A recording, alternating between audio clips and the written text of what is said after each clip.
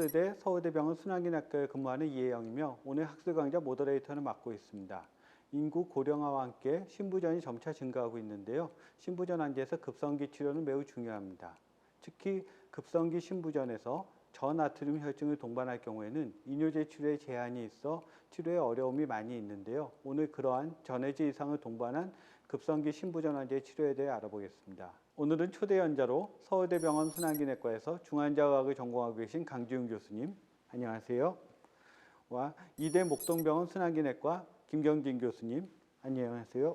늘 모시고 저나트륨 혈증을 동반한 급성 신부전 환자의 치료와 특히 새로 개발된 톨밥탄 약제에 대해 알아보는 시간을 가지도록 하겠습니다. 본 강좌는 대한심혈관 약물치료학회와 대한심내혈관 질환 예방학회 공동 주관입니다.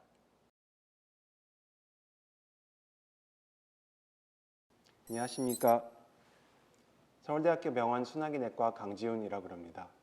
제가 오늘 말씀드릴 주제는 저나트륨 혈증을 동반한 급성 신부전 환자의 평가에 관해서 말씀을 드리도록 하겠습니다. 제가 오늘 드릴 말씀 컨텐츠는 다음과 같습니다. 맨 처음에는 하트페일리어에서 하이포나트리미아의 프레벌런스과 프록노시스, 그 다음에는 하트페일리어에서 하이포나트리미아의 메커니즘, 그 다음에는 하이포나트리미아의 심텀과 트리트먼트, 그리고 마지막으로 인터레스팅 케이스에 관해서 말씀을 드리도록 하겠습니다. 하트페일리어에서 하이포나트리미아는 여러 연구에서 증명이 된 바와 같이 20% 정도에서 발생이 됩니다. 발생이 되는 이유는 근본적으로 effective circulatory 볼륨이 낮아서 그런 거고, 여기에 abnormal neurohormonal activation까지 더해지면서 더 심해진다고 볼 수 있겠습니다.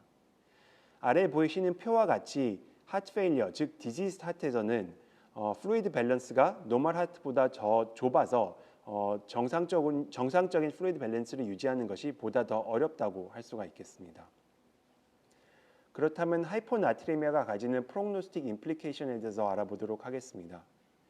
정상 나트리미아의 기준인 135mmol/L를 기준으로 봤을 때 이보다 낮으면 14일, 60일 서바이벌도 높아지고 인허스피털 모탈리티도 135를 기준으로 해서 급증하는 것을 볼 수가 있습니다.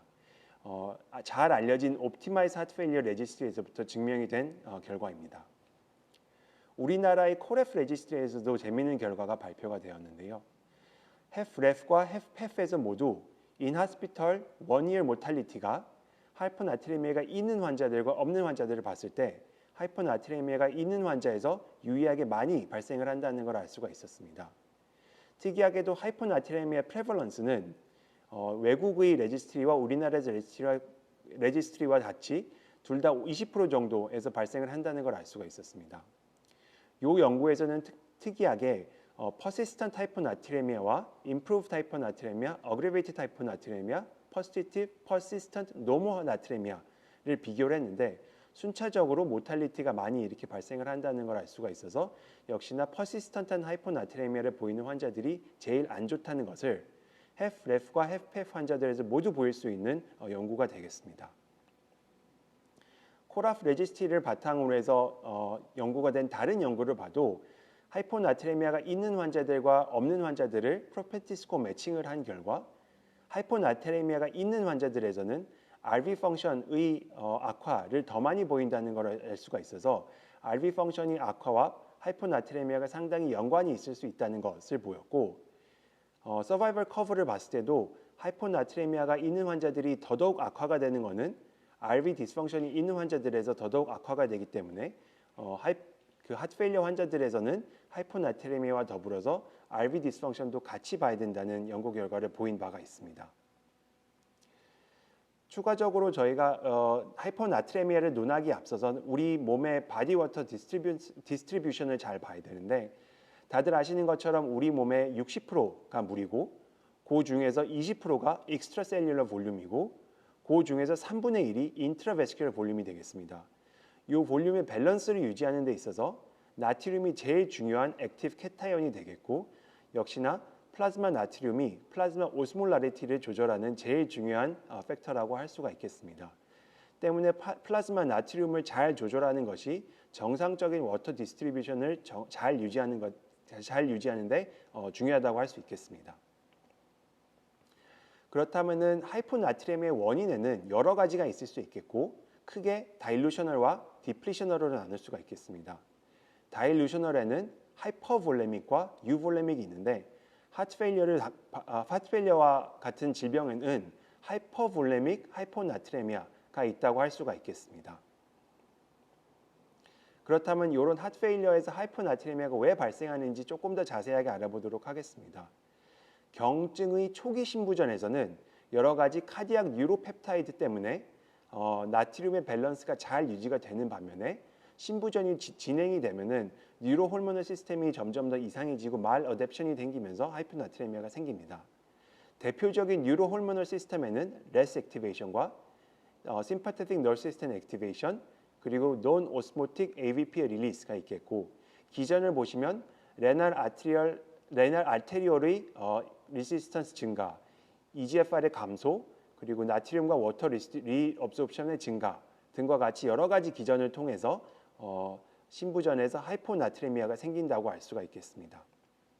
간단한 표로 보면 아래와 같은데 신부전에 의해서 카디악 아웃풋이 감소라면 뉴로호르몬 액티베이션이 SNS 시스템, 레스 시스템, AVP 릴리스가 모두 증가를 하고 이로 인해서 레날 헤모다이내믹스가 감소하고 레날 인터스티셜 피셔가 증가하고 이로 인해서 비너스 컨제스션, 이로 인해서 카디악 아웃풋이 점점 더 감소하는 악순환을 거치게 되어 있습니다.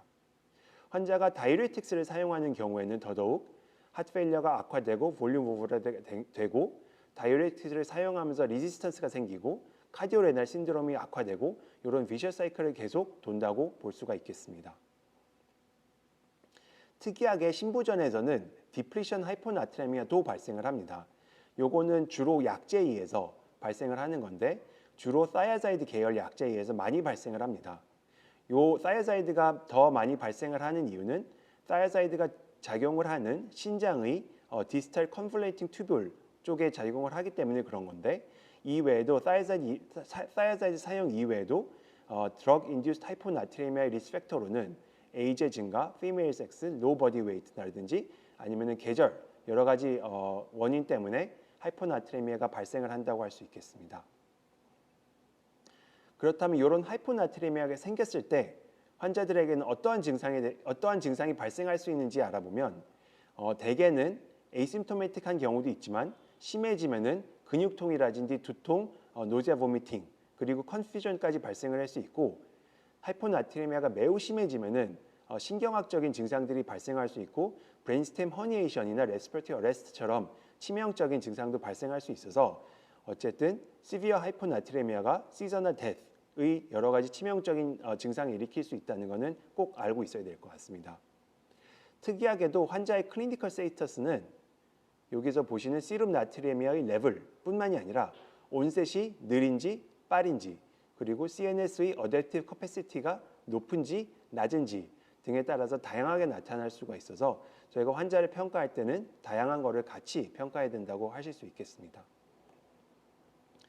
그렇다면 이제 제일 중요한 환자의 이펙티브한 아테리얼 블러드 볼륨을 평가하는 게 중요한데 하트페일리어 환자들에서는 여러 가지를 같이 평가를 해야 되는 것 같습니다. 가장 기본적으로 바디웨이트라든지 환자의 펄스나 BP와 같은 바이탈 사인을 보는 것은 당연히 중요하고 그거 이외에 신체 검진을 통해서 주글러 비너스 디스텐전이라든지 스킨 터거, 드럭 뮤커스를 보는 것도 중요하겠습니다. 환자가 이데마가 있는지 아사이티스가 있는지 등등을 보는 것도 기본적인 신체학적인 검진에 포함이 되겠습니다. 이외에 저희가 랩 테스트를 통해서 비유엔 크레아틴이 이전과 어떻게 변했는지 알부민과 헤마토크리셀 레벨 이외에 유린으로 일렉트롤라이트가 얼만큼 잘 나오는지 레날 펑션이 얼만큼 유지되는지 또 볼 수 있겠고 이미징을 통해서 예를 들어서 에코카디오그래피를 통해서 이 볼륨 스테이터스가 어떤지를 본다든지 체스트 PA를 통해서 풀물 이데마가 있는지 없는지를 보는 등 여러 가지를 종합해서 환자의 이펙티브 아테리얼 블러드 볼륨을 봐야 될 것 같습니다. 그렇다면 하이포나트레미아가 발생했을 때 어떻게 치료할 건지도 중요한데 앞서 말씀드린 것처럼 다양한 것을 같이 평가를 해서 멀티팩토리얼 이밸류에이션이 필요하겠습니다. 환자의 클리니컬 매니페스테이션, 환자의 볼륨 스테이터스, 하이포나트레미아 심한 정도, 온셋의 래피디티, 그리고 또한 커렉션의 레이트도 같이 고려해야 되겠습니다. 하이포나트레미아에서 저희가 주의해야 될 게 뭐냐면 물론 시비어한 하이포나트레미아를 그대로 놔두면 세레브럴 이데마와 같은 치명적인 컴플리케이션이 생길 수 있지만 그거를 너무 빨리 고치려고 한다면 오스모틱 디마일리네이션 신드롬과 같이 아주 치명적인 부작용도 같이 발생할 수가 있어서 이 코렉션의 레이트도 생각을 해야겠습니다. 코렉션을 하는 자세한 방법은 워터 리스트릭션이라든지 아이노트롭 그리고 다른 일렉트로의 교정을 생각할 수 있겠으며 이 바소프레신 리셉터 안타고니스트와 같은 좋은 약제도 있다는 것을 기억해 두시는 게 좋을 것 같습니다. 마지막으로 케이스 하나를 말씀을 드리도록 하겠습니다. 저희 병원에 입원을 했었던 환자고 77세 남자 환자고 이전에 이스케믹 카디오마이오패티로 타 병원을 다니고 있던 환자였습니다. 캐비진을 받았었던 환자고요. 이번에 저희 병원에 내원을 했을 때는 하이퍼볼레믹 하이포나트레미아로 진단을 받았습니다. 이외에 같이 컨제스티브 헤파토패티를 의심할 수 있는 LFT 업노말리티도 같이 보였습니다. 환자는 2일 전부터 발생한 체스트 디스컴포트 및 얼터드 멘탈리티로 ER에 내원을 하였고 2할 내원 이후에 환자의 멘탈이 처지면서 로우 BP를 보여서 CPR도 시행한 환자가 되겠습니다. 이니셜 랩에서는 아네미아, 마일드한 아네미아도 있지만 특이할 점은 환자가 상당히 심한 하이포나트레미아를 보였다는 것입니다.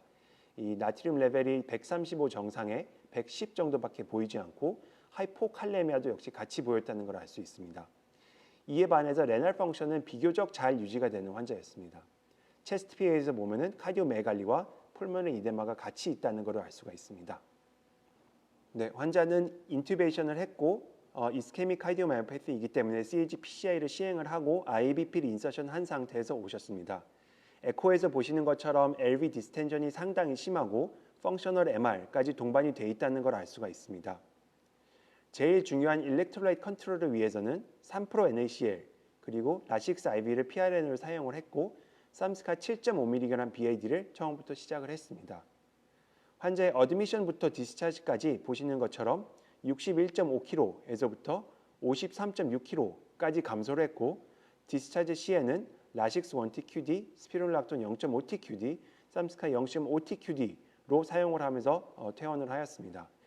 레트로스펙티브하게 봤을 때는 환자가 처음에 입원을 했을 때 적정 체중보다 8kg 정도 더 증가한 상태에서 왔기 때문에 하이퍼볼레믹 하이포나트레미아에 합당한 소견을 보이는 환자라고 할 수 있겠습니다.